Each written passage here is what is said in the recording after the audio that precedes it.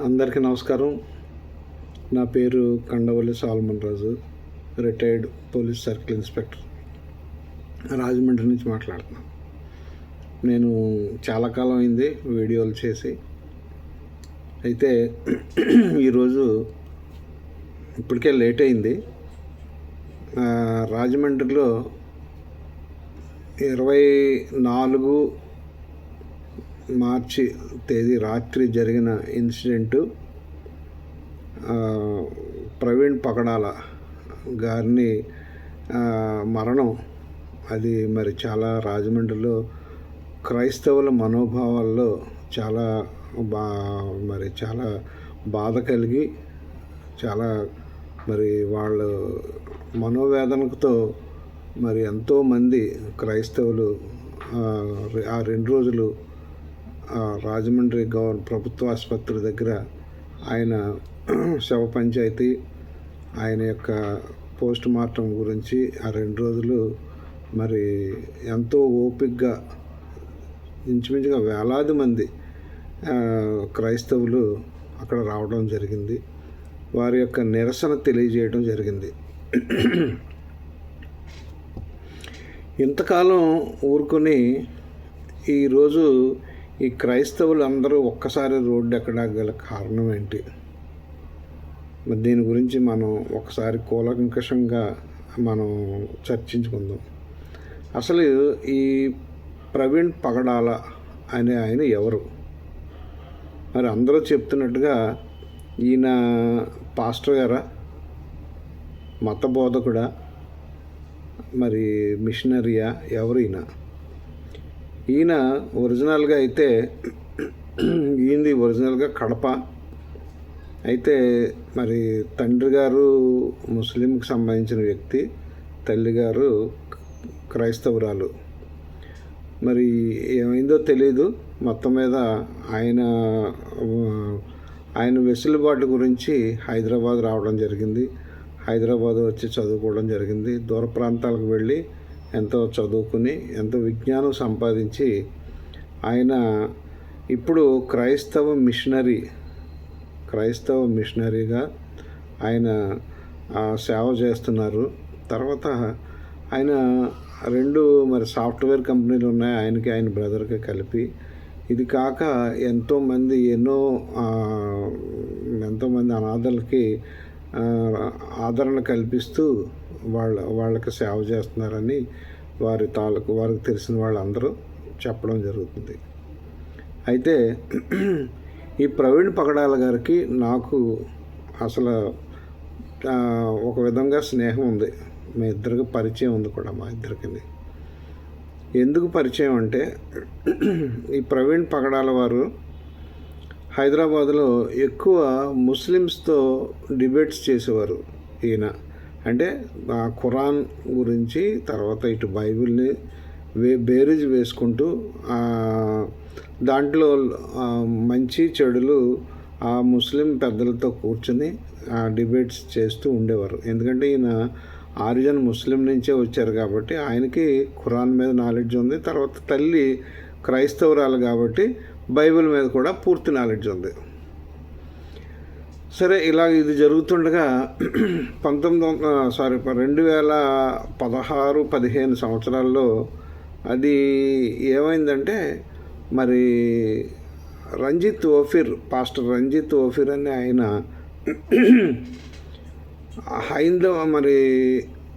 ఆయన హైందవ పుస్తకాలు కొన్ని రీసెర్చ్ చేసి ఆయన చదివి ఆయన ఏమని రాశారంటే, వేదాల్లో యేసుక్రీస్తు అనే ఒక పుస్తకం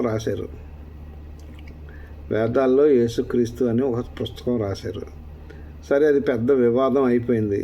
తర్వాత అందులో ఒక చోట బొట్టు గురించి కూడా, అంటే ఆయన ఆలోచన ఏంటంటే వేదాల్లో ఎక్కడో ఒక చోట సంప్రోక్షణ జరగాలి, రక్త సంప్రోక్షణ జరగాలి అని చెప్పడం ఎక్కడో వచ్చిందని చెప్పి అదే యేసుక్రీస్తు అని ఆయన ఒక అర్థం తీసుకొచ్చి ఆయన భావం ఆయన చెప్పడం జరిగింది. అయితే మరి అప్పటి నుంచి ఈ లిటరేచర్ మీద ఒకళ్ళు హైందవులు, తర్వాత ఇటు క్రైస్తవులు, అటు ముస్లిమ్స్ లిటరేచర్గా కొంచెం బాగా నాలెడ్జ్ ఉన్నవాళ్ళు కాస్త లిటరేచర్ మీద వెళ్తూ అసలు ఈ గ్రంథాల్లో ఇలా ఉన్నాయి, ఈ గ్రంథాల్లో ఇలా ఉన్నాయని చెప్పి కొంతమంది అయితే డిబేట్లు కృష్ణుడు గొప్ప లేకపోతే జీసస్ క్రైస్ట్ గొప్ప అని ఒక డిబేటు, లేదా రాముడు గొప్ప లేదా జీసస్ క్రైస్ట్ గొప్ప అని ఒక డిబేటు, ఇలా రకరకాల డిబేట్లు చేయటం జరిగింది. అసలు ఈ మతానికి సంబంధించిన ఈ డిబేట్లు ఎందుకు పెట్టుకుంటున్నారో నాకైతే అర్థం కావట్లేదు. ఇప్పుడు మనకి రాజ్యాంగం మనకి ఇచ్చిన హక్కు మత స్వేచ్ఛ ఇచ్చారు. ఆ మత స్వేచ్ఛ ప్రకారం ఎవరి మతాన్ని వాళ్ళు ప్రచారం చేసుకోవచ్చు, ఎవరి నమ్మకాలు వాళ్ళవి. ఎదుటివారి నమ్మకాన్ని మనం వాళ్ళ మనోభావాలని దెబ్బతీయకోకుండా మన ప్రచారం మనం చేసుకోవచ్చు. అది రాజ్యాంగాన్ని మనకు ఇచ్చిన హక్కు. అంతేగాని ప్రతి చిన్నదానికి ఎదుటి మతాల్లో లోటుపాట్లు ఎత్తి చూపించడం ఇది ఒక రకంగా మంచిది కాదు. అయితే దీంట్లో 2015, 2016 సంవత్సరాల్లో ఒక పుస్తకం ఒకటి సర్క్యులేట్ అయిందండి. ఇది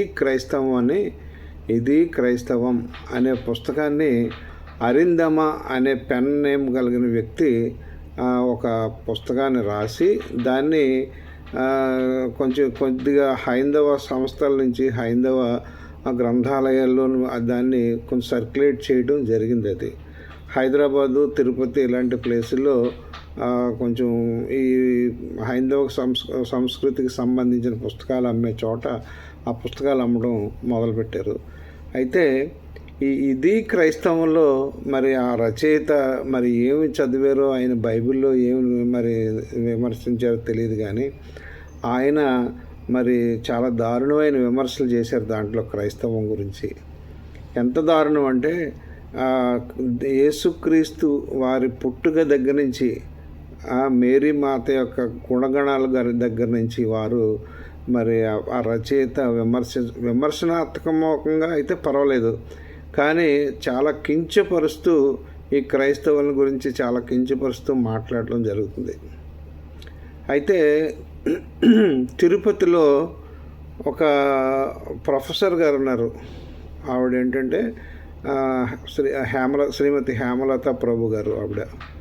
ఆవిడ ఏంటంటే ఆవిడ పిహెచ్డి అసలు క్రిస్టియానిటీ, ఆవిడ హైందవరాలు. ఆవిడ పూర్తి హైందవ సాంప్రదాయం నుంచి వచ్చిన ఆవిడ రామాయణ మహాభారతాలు, తర్వాత వేదాలు, ఉపనిషత్తుల మీద మంచి పట్టున్న ఆవిడ, సంస్కృతం మీద మంచి పట్టున్న ఆవిడ.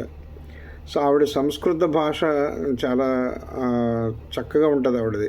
నాకు సంస్కృతం తెలియదు అనుకోండి, అయినా కానీ ఆవిడ మరి గొప్పతనం చెప్పుకోవాల్సి వస్తే చాలా మేధావిరాలు ఆవిడ, చాలా తెలివైన ఆవిడ మంచి సాహిత్యవేత్త, రచయిత. అయితే ఆవిడ చేతికి ఈ పుస్తకాన్ని ఒక అడ్వకేట్ గారు తీసుకుని వెళ్ళి, ఇదేనా మీ క్రైస్తవం అని వ్యంగ్యంగా ఆయన చూడండి, ఇది ఒకసారి చదవండి అని చెప్పేసి ఆయన ఆ పుస్తకాన్ని ఆవిడకి ఇవ్వడం జరిగింది. ఆవిడకి ఇవ్వడం తర్వాత ఆ పుస్తకం చూసి ఆవిడ మనసు చలించిపోయి, ఇది మరి దీనికి సమాధానం చెప్పాలి అని అంటే మరి బుక్కు సమాధానం చెప్పాలంటే, ఆ బుక్కు సమాధానం చెప్పాలంటే దానికి తగ్గ నాలెడ్జ్ ఉన్న రచయితలు ఉండాలి కాబట్టి, సాహితీవేత్తలు ఉండాలి కాబట్టి అప్పట్లో కొంతమంది ప్రొఫెసర్స్, ఈవిడ నేను చెప్పాను కదా, ఈవిడ పూర్తి హైందవరాలని క్రిస్టియానిటీ మీద రీసెర్చ్ చేసి టోటల్గా క్రిస్టియన్గా మారిపోయింది ఆమె. వారి కుటుంబంలో ఆమె భర్త గారు ఇంకా పూర్తిగా హైందవత్వంలోనే ఉన్నారు, కానీ ఆమె పూర్తిగా క్రైస్తవురాలుగా మారిపోయి ఆమె క్రైస్తవ బోధకురాలుగా ఆమె ప్రబోధాలు చెప్తుంది ఆవిడ. సరే, అప్పుడు ఈ అంటే ఇప్పుడు మనకి 2 రాష్ట్రాలు అయినాయి, కానీ అప్పుడు మనకి హైదరాబాద్ నుంచి ఈ ప్రవీణ్ పగడాల, తర్వాత విభు అని ఒక ఆయన, తర్వాత చాలామంది ప్రొఫెసర్స్, తర్వాత మనీషే అని ఒక ఆయన ప్రొఫెసర్, ఆయన చనిపోయారు. ఆయన మనషే అనుకుంటా ఆయన పేరు. ఆయన మరి ఆర్కియాలజీ ప్రొఫెసర్. ఆయన వీళ్ళందరూ కలిపి మహాసత్య వైతాళిక అనే సంస్థని ప్రారంభించడం జరిగింది. నా అదృష్టం కొలిది నేను కూడా ఆ సంస్థలో ఒక భాగంగా నేను కూడా జాయిన్ అవ్వటం జరిగింది. నిజంగా అక్కడ ఉన్న ఆ సంస్థలో ఉన్న మెంబర్స్ అందరిలో అంత సాహితీవేత్తల కన్నా మరి ఆలోచించుకుంటే నేను చాలా తక్కువ లెక్క. మరి అటువంటి మేధావుల సమక్షంలో నన్ను కూడా ఒక భాగస్వామ్యం చేసి ఆ మహాశక్తి వైతాళికలో నన్ను కూడా ఒక భాగస్వామ్యం చేశారు. అయితే అప్పటి నుంచి ఇదంతా ఎందుకు చెప్తున్నానంటే, ఈ ప్రవీణ్ పగడాల అనే ఆయన అప్పటి నుంచి అసలు ఎందుకు ఇలాగ ఇది క్రైస్తవం అని ఆయన చదివిన తర్వాత అసలు ఎందుకు ఇలాంటి రాతలు రాశారని చెప్పి ఆయన అప్పటి నుంచి ఆయన దాని మీద ఈ వేదాలు ఉపనిషత్తులు ఇవన్నీ దాని మీద ఆయన చదువుకొని పూర్తిగా మంచి నాలెడ్జ్ సంపాదించి అప్పుడు ఈ డిబేట్స్కి వెళ్ళడం మరి ప్రారంభించడం జరిగింది. మరి పబ్లిక్ డిబేట్స్లో టీవీల్లో కొంతమంది డిబేట్స్ పెట్టేవారు. అలాగే మరి కొంతమంది స్వామీజీలు అయితే క్రైస్తవులంతా దొంగలు అని చెప్పడం జరిగేది. అయితే అప్పుడు పరిస్థితులు వేరు. సరే, ఇది ఇలాగుండగా ఈ ప్రవీణ్ పగడాల గారు చాలా వరకు ఆయన జ్ఞానం సంపాదించుకున్నారు. ఈయన మరి మీ అందరికీ తెలిసిన విషయం ఏంటంటే, ఈయన పాస్టర్ గారు అనుకుంటున్నారు అందరూ, కానీ ఈయన పాస్టర్ గారు కాదు. ఈయన కేవలం క్రైస్తవ మిషనరీ, తర్వాత బోధకుడు మాత్రమే. ఇది మత బోధకుడు కాదు. ఈయన కేవలం మంచి ఇంటలెక్చువల్ అయిన, అంతేగాని పాస్టర్ గారు అయితే మాత్రం కాదు. సరే, అప్పటి నుంచి వారికి నాకు పరిచయం ఉంది, తర్వాత స్నేహం కూడా ఉంది. వారు రాజమండ్రి ఎప్పుడైనా వచ్చినప్పుడు నేను కలవడం జరిగేది. తర్వాత కొన్ని మీటింగులకి మేమిద్దరం కూడా అటెండ్ అవ్వడం జరిగేది. అయితే ఈయన మరి ఎక్కువ ముస్లిం సోదరులతోనే డిబేట్స్ కండక్ట్ చేసేవారు. ఈయన కొంతకాలం క్రిస్లాం అనే దాని మీద కూడా ఆయన కొంత వ్యతిరేకించి, క్రిస్లాం అంటే మనం క్రిస్టియన్ ముస్లిం ఇద్దరు ఒక తండ్రికి సంబంధించిన వ్యక్తులమే కదా, కాబట్టి మీరు వేరు మేము వేరు కాకుండా క్రిస్లాం అనే ఒక మతాన్ని మనం పెట్టుకుందామని చెప్పి అటువంటి ఒక సంస్థ ఒకటి తయారైంది. దాని మీద కూడా ఆయన కాస్త మరి పోరాటం చేసి దాన్ని కొంచెం చాలా వరకు దానికి ఆకర్షితులు కాకోకుండా చేయడం జరిగింది ఆయన ప్రజల్ని. సరే, ఇది ఇలా జరుగుతుండగా మరి ఈయన రోజుకి ఈయన డిబేట్స్లో మరి శత్రువులు అని చెప్పంగానే ఈయన భావాలను వ్యతిరేకించే వాళ్ళు ఎక్కువైపోయారు. ఈయన చెప్పే విధానాన్ని, ఈయన భావాలను వ్యతిరేకిస్తున్నారు చాలామంది. ముస్లిమ్స్లో కానీ, హిందూస్లో కానీ, హైందవ సోదరులు కానీ ఈయన భావాలని వ్యతిరేకిస్తున్నారు. అయితే మరి ఎవరైతే ముస్లిం పెద్ద ఒక ఆయన డిబేట్లో కూర్చున్నప్పుడు ఎక్కడో మాట దొర్లిందట. ఆ మాట దొరలడంతోనే వారు కాస్త ఇటు కరెక్ట్ కాదు మీరు అని చెప్తే, అప్పుడు పెద్ద మనిషిగా ఈయన ఏంటంటే నేను క్షమాపణ చెప్తాను అని చెప్పి ఆయన ఫేస్బుక్లో మొన్న జనవరి 31 తారీఖుని ఆయన ఫేస్బుక్లో పోస్ట్ చేసుకోవడం జరిగింది. అయితే ఇప్పుడు ఈ డిబేట్స్లో మాట్లాడిన మాటలకి ఇంత మనుషుల్ని చంపుకునేంత, మనుషుల ప్రాణాలు తీసుకునేంత కక్షలు పెరుగుతాయా అనేది మనం ఆలోచించాల్సిన విషయం. అది కేవలం ఏంటంటే ఒకరి అభిప్రాయ భేదాలు, ఒకరి అభిప్రాయం ఒకడు ఏకీభవించకుండా ఎవరి అభిప్రాయాలు వాళ్ళు మాట్లాడుకోవడమే ఈ డిబేట్స్. అంతేగాని నువ్వు గొప్ప నేను గొప్ప అని చెప్పడానికి ఈ డిబేట్స్ జరిగేవి కాదు. అయితే ఇలా జరుగుతుండగా మరి ఈయనకి ప్రాచుర్యం ఎక్కువైపోయింది. ఈ ప్రవీణ్ పగడాల గారికి ఈయన కాస్త హిస్టరీ మీద కూడా బ్రిటిషర్స్ దగ్గర నుంచి, హిస్టరీ దగ్గర నుంచి, మానవత్వం విలువల దగ్గర నుంచి, తర్వాత అసలు మతం అనేది లేదు, క్రిస్టియన్ లేదు, హిందూ లేదు, ముస్లిం లేదు, మానవత్వమే ముఖ్యం, మనిషిని గౌరవించుకోవడమే ముఖ్యం, ఇలాంటి బోధనలన్నీ చేయడం మొదలుపెట్టి ఆయన మంచి బోధకుడిగా తయారయ్యి మంచి స్పీకర్ అయిపోయారు. ఆ స్పీకర్ అవడంతోనే ఆయన యూత్ కదా, మన ఇంచుమించుగా 40 years 45 years ఉంటాయి. మంచి స్ఫురద్రూపి, అంటే మంచి అందగాడు ఆయన వాక్ శుద్ధి కూడా చాలా బాగుంటుంది. కాబట్టి అందరినీ ఆకర్షించడం వల్ల ఆయన బోధనలు వినాలని చెప్పి చాలామంది ఆయన్ని ఆహ్వానించడం జరుగుతుంది. అయితే ఇప్పుడు ఈ ఏప్రిల్ నెలంతా రాజమండ్రి పరిసర ప్రాంతాల్లో ఆయన బోధనలు చెప్పడానికి కోసం కొన్ని మీటింగ్స్ అరేంజ్ చేసుకున్నారు. ఇవన్నీ ప్రోగ్రామ్ అనమాట. కొన్ని మీటింగ్స్ ఒప్పుకున్నారు. ఆయన మీటింగ్స్లో ప్రసంగాలు చేయడానికి ఒప్పుకున్నారు. ఆ ప్రకారం యాక్చువల్గా చెప్పాల్సి వస్తే నేను 26, 27, 28 తారీఖుల్లో మానుకొండ అని మన చాగల్ మండలం దగ్గర ఒక ఊరుంది. ఆ ఊళ్ళో ఆయన ప్రసంగాలు చెప్పాలి యాక్చువల్గా అయితే. కానీ ఆయన మరి దురదృష్టవశాత్తు మనకి 25వ తారీఖు ఆయన మరణం అందరికీ తెలిసింది. మరి ఆయన రోడ్డు పక్కనే ఆయన సొంత బుల్లెట్ వెహికల్ వాహనం కింద ఆయన నలిగిపోయి ఆయన మరణం సంభవించడం జరిగింది. సరే, ఈ ప్రవీణ్ పగడాల గారు మరణించారు. ఇది చాలా హృదయ విదారకమైన మరణం అది. అయితే రాజమండ్రిలో ఉన్న క్రైస్తవులు కానీ, ఈ చుట్టుపక్కల అందరూ క్రైస్తవులు కానీ, అసలు ఆంధ్రప్రదేశ్ తెలంగాణలో క్రైస్తవులు అందరూ కూడా ఎందుకు ఇలా రియాక్ట్ అయిపోయారు ఒకేసారి? ప్రవీణ్ పగడాల గారు మరణానంతరం జరిగిన దాని గురించి, ఆ మరణం గురించి ఎందుకు అంత రియాక్ట్ అవ్వాల్సిన పనే వచ్చింది? చాలా వరకు ఈ ప్రవీణ్ పగడాల ఆయన పాస్టర్స్కి తెలుసు, కానీ చాలామంది క్రైస్తవులకి ఆయన పేరు చాలామందికి తెలీదు. అయినా కానీ ఆయన మరణాన్ని సహించలేకపోయారు అందరూ క్రైస్తవులందరూ.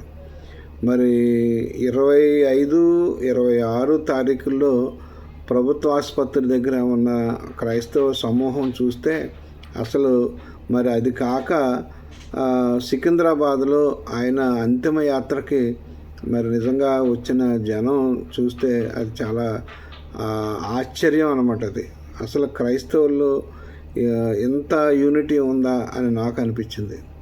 సరే, ఈయన మరణం, అసలు ఈ మరణం ఏంటి?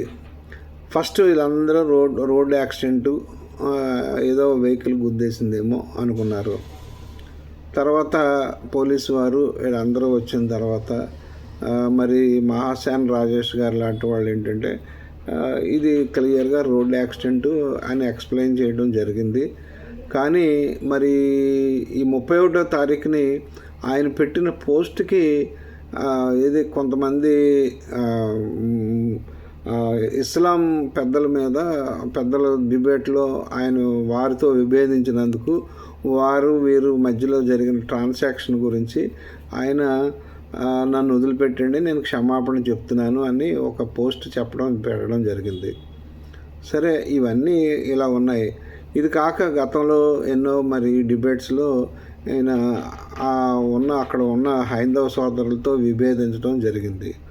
ఎక్కువ ఈ మధ్యకాలంలో క్రిస్టియానిటీని కించపరుస్తూ కించపరుస్తూ వ్యాసాలు రాస్తాం, కించపరుస్తూ ఉపన్యాసాలు చెప్పే వారిలో అతి ముఖ్యమైన వాళ్ళు ఏంటంటే మన రీసెంట్గా మన ఇస్కాన్కి సంబంధించిన మరి వ్యక్తి అంటారు, మరి కొంతమంది ఇస్కాన్కి సంబంధించిన వ్యక్తి కాదు అని అంటారు.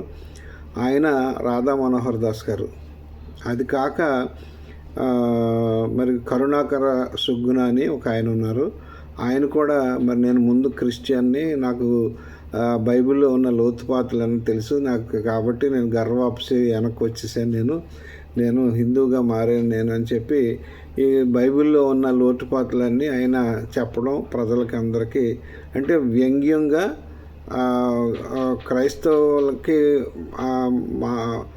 క్రైస్తవుల మనోభావాలు దెబ్బతినేలా మాట్లాడుతూ చేసే ఉపన్యాసాలు కానీ, లేకపోతే టీవీ డిబేట్లు కానీ, టీవీలో మరి ఇంకొక యాంకర్ ఒక ఆయన ఉంటారు లలిత్ అని, మరి ఆయన ప్రొఫెషన్ అనుకోండి.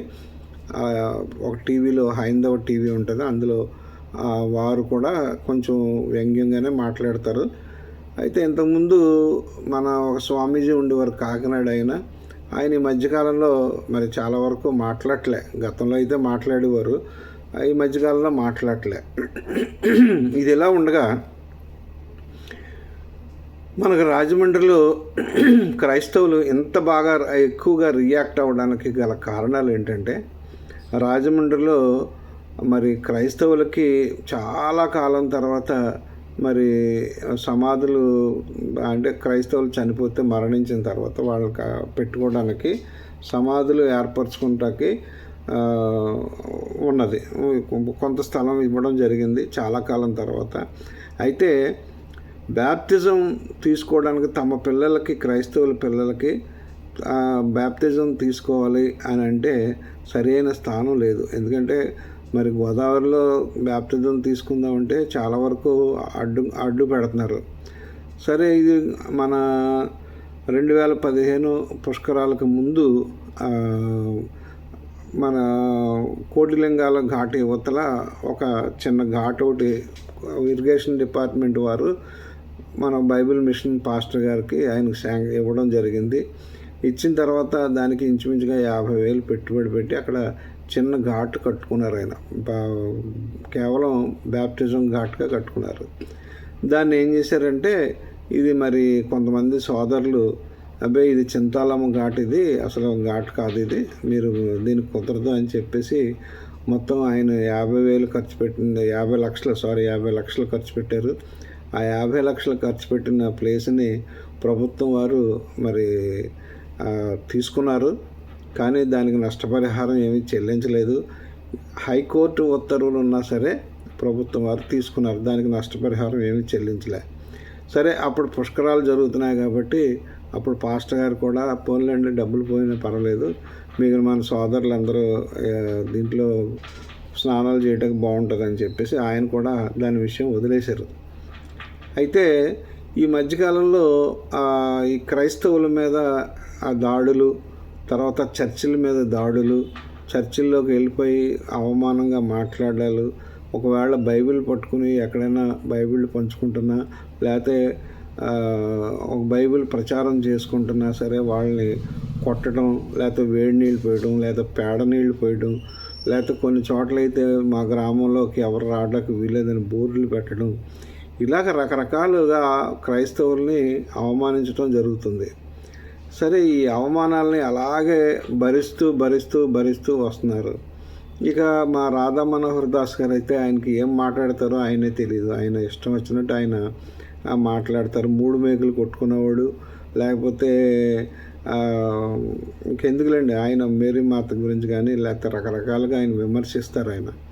సరే, ఆ విమర్శని మనం పట్టించుకోకపోయినా కానీ ఎంతకాలం యువత, ఇప్పుడు మాలాంటి ముసలాళ్ళు అయితే పెద్ద పట్టించుకోరు, కానీ యువతకి పౌరుషం ఉంటుంది కదా. దానివల్ల మొన్న ఆయన ధవళేశ్వరంలో భరించి ధవళేశ్వరం వచ్చి, ధవళేశ్వరంలో అక్కడ రోడ్డు పక్కన ఒక క్రాస్ అది ఉంటే దీన్ని ఇక్కడ ఎందుకు పెట్టారు, పీకేయండి, దీన్ని పడగొట్టేయండి అని చెప్పి ఓపెన్గా ఆయన మాట్లాడడంతోనే ఆయన మీద చాలా మరి నిజంగా అక్కడ క్రైస్తవులందరూ ఏకమైపోయి ఆయన మీద కంప్లైంట్ చేయడం జరిగింది. ఇది కాక తెలంగాణలో కూడా చాలా చోట్ల పాస్టర్లు కొట్టడం జరిగింది, పాస్టర్లు చనిపోవడం జరిగింది. అలాగే మన ఏపీలో కూడా చాలామంది పాస్టర్లు చనిపోవడం జరిగింది.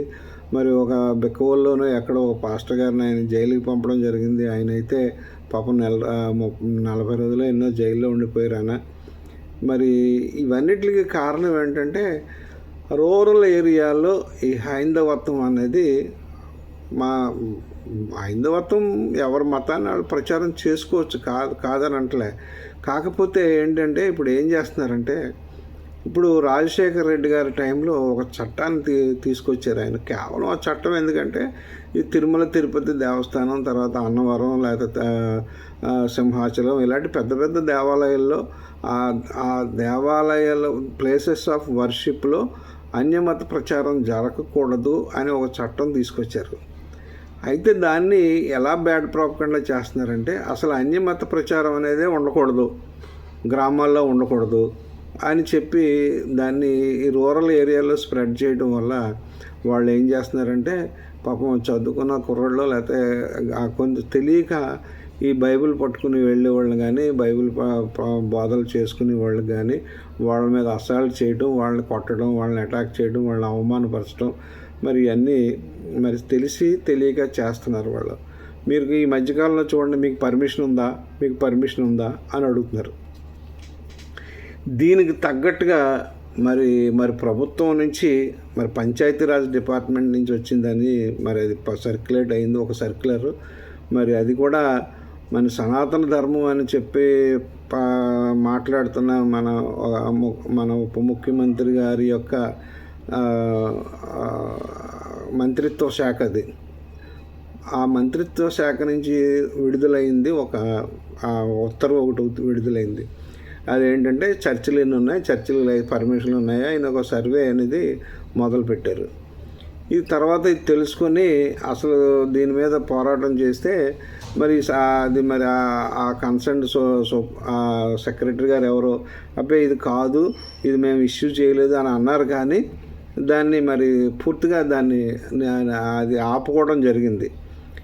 ఇది కాక మరి మన ప్రజాప్రతినిధులు కూడా మాట్లాడితే అన్యమత ప్రచారం అనడం, లేకపోతే బలవంతపు మత మార్పిడులు అనే మాటలు, తర్వాత ఇటువంటి ఎక్కువ ఎప్పుడు లేనిది మరి ముఖ్యమంత్రి గారు కూడా ఆయన నోటంటే గతంలో ఎప్పుడు రాలేదు ఇలాంటి మాటలు. మరి ఈ మధ్యకాలంలో ఆయన మరి అన్యమత ప్రచారం అంటున్నారు, బలవంతపు మత మార్పిడులు అంటున్నారు. ఇక మరి మన పెద్దలు స్పీకర్ గారు అయితే వారు డైరెక్ట్గానే మాట్లాడతారు. మరి అంటే క్రైస్తవులందరూ ఇది అనుకున్నారంటే ఇంక మనం మైనార్టీలం కదా, ఇంకా మైనార్టీలను చేసేసిలా ఉన్నారు వీళ్ళు అని ఒక విధమైన నిరుత్సాహానికి వచ్చేసి నివురు గప్పిన నిప్పులాగా ఉన్నారు. ఇది ఎప్పుడైతే ఈ ప్రవీణ్ పగడాల గారి మరణం బయటకు వచ్చిందో ఇక తట్టుకోలేకపోయారు అనమాట. యాక్చువల్గా మరి ప్రవీణ్ పగడాల గారి మీద ప్రేమ కన్నా క్రైస్తవుల యొక్క మా ఉనికిని మేము చాటుకునే పరిస్థితి వచ్చింది, మా ఉనికిని మేము కాపాడుకునే పరిస్థితి వచ్చింది అనే ఉద్దేశానికి ఈ క్రైస్తవ జనాలు వచ్చి మరి నిజంగా చెప్పుకోవాల్సి వస్తే నేను అక్కడికి వచ్చిన వాళ్ళలో మరి మెయిన్ చర్చెస్ ఎవరు రాలేదు. మెయిన్ చర్చెస్ లూథరన్ చర్చెస్ కానీ, బ్యాప్టిస్ట్ చర్చెస్ కానీ, లేకపోతే ఇటువంటి చర్చెస్ ఈ మెయిన్ చర్చెస్ వాళ్ళు చాలా తక్కువ ఉన్నారు అందులో. ఆ మెయిన్ చర్చెస్ వాళ్ళు కూడా వచ్చుంటే ఇంకా డబుల్ అయిపోతారు దాంట్లో. ఎందుకంటే రాజమండ్రిలో ఉన్న లూథరన్ చర్చిలే ఇంచుమించుగా 14-15 చర్చిలు ఉంటాయి. అది కాక బైబిల్ మిషన్ చర్చిలు ఎన్ని ఉంటాయి. మరి ఇవన్నీ వీళ్ళందరూ ఒకే తాటి మీదకి వస్తే ఇంక దానికి డబుల్ ఉంటారనమాట. నేను వచ్చిన దానికి డబుల్ ఉంటారు. కాబట్టి ఇది ఎంత మరి క్రైస్తవులను అణగదొక్కుతున్నారు, క్రైస్తవులను మా ఉనికిని మేము చాటుకునే పరిస్థితి వచ్చింది, మా ఉనికిని మేము కాపాడుకునే పరిస్థితి వచ్చింది అనే స్థాయికి వాళ్ళు క్రైస్తవులందరూ వచ్చేసారు. కాబట్టి నిన్న అంత ఉధృత ఏర్పడింది. దానికి తోడు మరి నిన్న ఆ డెడ్ బాడీ ఆసుపత్రికి వచ్చిన తర్వాత మరి 12 గంటల వరకు కూడా ఎవరు దాని మీద స్పందించకపోవడంతో, పోలీసు ఎవరు స్పందించకపోవడంతో దానికి ఇంకా దాని వ్యతిరేక భావం వచ్చేసింది. ఎక్కడో మన ఇది హైదరాబాద్ దగ్గర రంగరాజన్ గారి మీద ఎవరో దాడి చేస్తే సీఎం గారు మాట్లాడారు, ఆయనతో పర్సనల్గా మాట్లాడారు, మొత్తం రాజకీయ నాయకులందరూ వెళ్ళారు. మరి మా క్రైస్తవ బోధకుడు ఇలా మరణం జరిగితే ఎవరూ పట్టించుకోవట్లేదు, ఇది హత్య, ఇది హత్య, కేవలం చంపేశారు ఈయన్ని అని చెప్పి క్రైస్తవులు ఒక విధమైన అసంతృప్తికి వచ్చి ఆ అసంతృప్తిలోంచి నిరసన, కోపం ఇవన్నీ వచ్చాయన్నమాట. ఎందుకంటే డెడ్ బాడీ మీద ఉన్న ఇంజరీస్ మరి అనుమానించదగ్గగా ఉన్నాయి. ఎందుకంటే నోటి మీద ఆ గాయం అనేది మరి కట్ అయి ఉంది. అది ఎందుకు కట్ అయింది అనేది మరి ఇప్పుడు దాని మీద నేను విశ్లేషించగలను. సీనియర్ ప్రొఫెషనల్ ఇన్వెస్టిగేటర్గా నేను విశ్లేషించగలను. కానీ పోలీసులు దర్యాప్తు చేస్తున్నారు కాబట్టి దాని మీద నేను ఏ విధమైన వ్యాఖ్యలు చేయకూడదు. ఎందుకంటే పోస్ట్ మార్టం రిపోర్ట్ రావాలి. ఇంకా మరి చాలామంది మన సోదరులు వాళ్ళు అడిగే ప్రశ్నలకి మన సమాధానాలు ఉంటాయి, కానీ వాళ్ళు అడిగే ప్రశ్నలు మరి కరెక్ట్గానే అడుగుతున్నారేమో అనిపిస్తుంది ఒక్కోసారి. మరి దాన్ని బట్టి మరి ప్రభుత్వం, ఎందుకంటే పోలీసు అధికారులు దీని మీద దర్యాప్తు సక్రమంగా జరిపి ఎంత త్వరగా దీని దర్యాప్తును ముగించి సరైన రిజల్ట్ తీసుకొచ్చి చేస్తే తప్ప క్రైస్తవులలో నమ్మకం, ప్రభుత్వం మీద నమ్మకం, మెయిన్ ప్రభుత్వం మీద నమ్మకం, పోలీసు అధికారుల మీద నమ్మకం కలగాలని. కాబట్టి దీని మీద అంటే యాక్చువల్గా బాగానే స్పందించారు. 2-3 టీంలు వేశారు. ఎస్పీ గారు 2-3 టీంలు వేశారు. కాకపోతే ఏంటంటే డిలే ఎప్పుడైతే అయిందో దీని మీద అందరూ ఉధృతంగా చేశారు దీని మీద. అయితే ఇంకొక విషయం ఏంటంటే మరి కొత్తగా వచ్చిన BNS భారతీయ న్యాయ సంహిత లేకపోతే భారతీయ సురక్షా సంహిత ఏదో ఉంది, ఇది CRPC ప్లేస్లో వచ్చింది.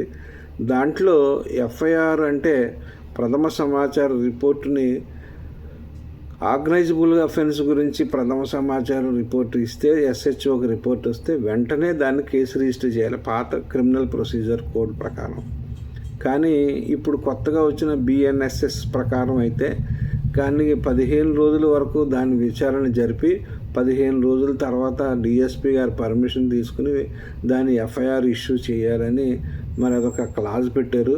మరి దానివల్ల ఏమో తెలీదు ఈ డిలే అవడానికి గల కారణం. ఉదయం 8:45కి డెడ్ బాడీ గురించి పోలీసులకు తెలిసింది, కానీ FIR రిజిస్టర్ చేసింది రాత్రి 8 గంటలకి రిజిస్టర్ చేశారు. అంటే ఇంచుమించుగా 11 అవర్స్ డిలే. ఈ 11 అవర్స్ డిలే ఏంటంటే మరి కొత్త BNSS చట్ట ప్రకారం మరి ముందస్తు విచారణ జరిపి అప్పుడు ఏమన్నా FIR ఇష్యూ చేసి ఉంటారేమో కొత్త యాక్ట్ ప్రకారం. మరి పాత యాక్ట్ ప్రకారం అయితే మరి వెంటనే రిజిస్టర్ చేయాలి, కానీ కొత్త యాక్ట్ ప్రకారం కాబట్టి ఈ వెసులుబాటు ఉంది కాబట్టి ఇలా చేసి ఉంటారు. ఇది ప్రజల్లో, క్రైస్తవుల్లో కాస్త అపనమ్మకం ఏర్పడిపోవడం గల కారణం ఇదే కారణం.